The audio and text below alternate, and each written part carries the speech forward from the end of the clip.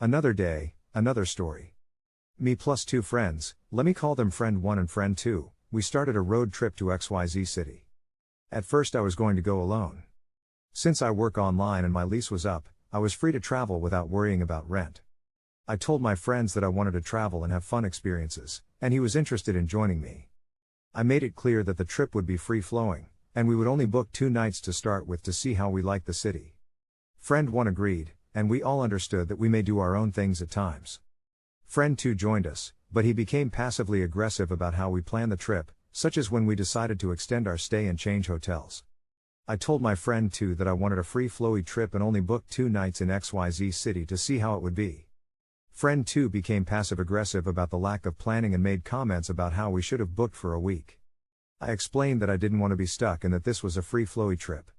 Friend 2 wanted more planning and got upset when I was flip-floppy with my thoughts on where to go next.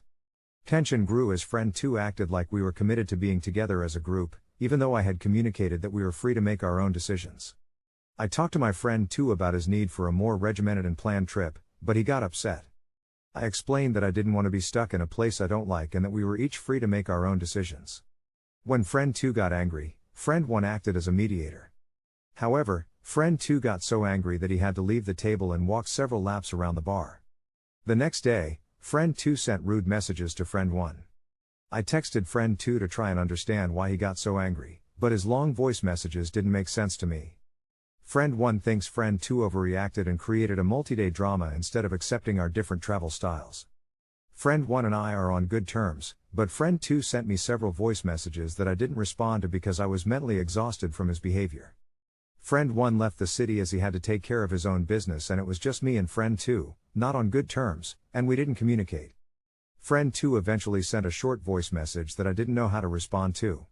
It seemed like friend 2 wanted to be attached to me and my car on our trip but also wanted to plan everything ahead, whereas I wanted to be more flexible.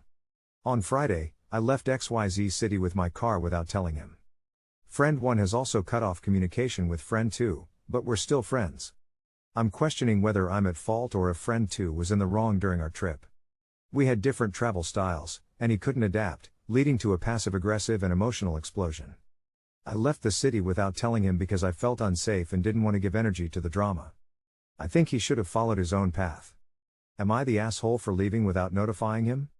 Thank you, and having you here was a privilege to me. Please support the channel by subscribing.